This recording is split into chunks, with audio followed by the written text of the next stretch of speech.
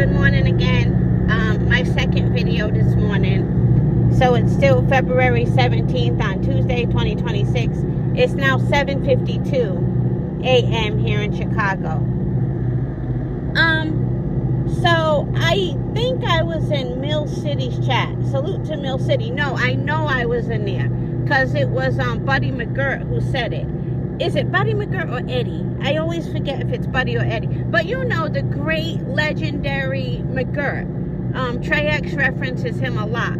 And you know Trey X really, really knows his shit.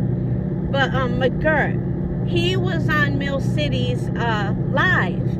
And, you know, he was talking about, you know, his thoughts on Shakur Stevenson. And I think Mill City had asked him, you know, what he thought about Shakur versus Richardson Hitchens, Shakur versus Gary Antoine. He either asked about both of them or one of them. I can't remember. And basically, McGirt said what I hear too many other people say, that he doesn't see anybody having anything for Shakur. Now, here's my thing. I had this complaint about Haney, and I have the same complaint about Shakur and Keyshawn. Since when did 140 fighters become chopped liver? As far as you move up there, you fight fighters who are not arguably, well, maybe arguably the best, but in my opinion, they're not the best. And then you become, quote unquote, the best at 140. How does that work?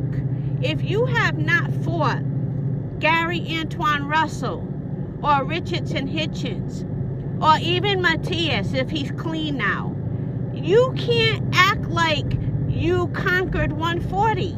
And I notice all these boxers do that. I guess they consider Richardson Hitchens, Gary Antoine Russell, you know, Matias. I know he had issues with the PEDs. I don't know if they consider them high risk, low reward, or what the issue is. But why are these boxers acting like all they got to do is a pit stop at 140 and then they're good? They can then move on. You know, I know they do at least one or two fights at 140, but they ain't really fighting the heavy smoke at 140. They're not. You guys, tell me with a straight face. Tell me right now with a straight face that Richardson Hitchens, Gary Antoine Russell would not give Shakur a better fight than Tio did. Tell me with a straight face. You can't. Richardson Hitchens and Gary Antoine Russell would have given us a better fight than Tio did. You know what I mean? So, I feel like Haney did it. I feel like Shakur did it. And now I feel like Keyshawn's doing it. When did 140 become chopped liver? And you know how much I support the Russells, especially Big Brother Gary, but Gary Antoine too. And Gary Big Brother, is training Gary Antoine so well, you guys. I just see him getting better and better. You know what I mean? And I just don't understand why these fighters are able to come to 140, fight one or two people, and then all of a sudden they're the best. You know, if they want to move up and take on bigger challenges, okay, I ain't got no say-so in that. But my issue is that they're being called the best. You're not the best. If you have not fought Richardson Hitchens, Gary Antoine Russell, I'm even going to throw a clean Matias in there. That's how I feel, you guys. And I know I'm missing some other really good smoke at 140. I only named three. But yeah, like, stop assuming that these fighters are going to look so picture perfect at 140 versus everybody. That it ain't that.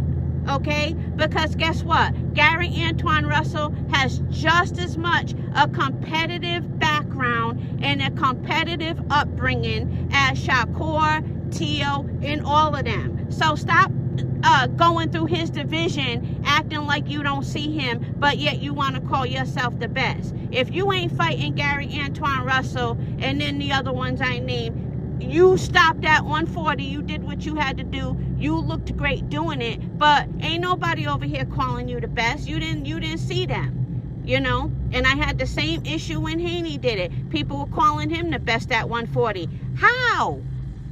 Same thing with Keyshawn and Shakur. And Mr. McGirt, salute to him. I have a lot of respect for him because Trey X does. He doing it too. Like, I don't know. Like, why can't these people, when they're being interviewed, if somebody says, what do you think about Shakur versus Gary Antoine Russell? What do you think about Shakur versus Richardson Hitchens? Why everybody's answer gotta be, I'm gonna be honest with you, I don't see anybody, beating Shakur. I don't see it. Why can't people say, I would have to see that fight? Because Gary Antoine Russell will definitely have a different type of fight to give to Shakur. I don't see him just doing the same old thing, getting beat up the way Teofimo did.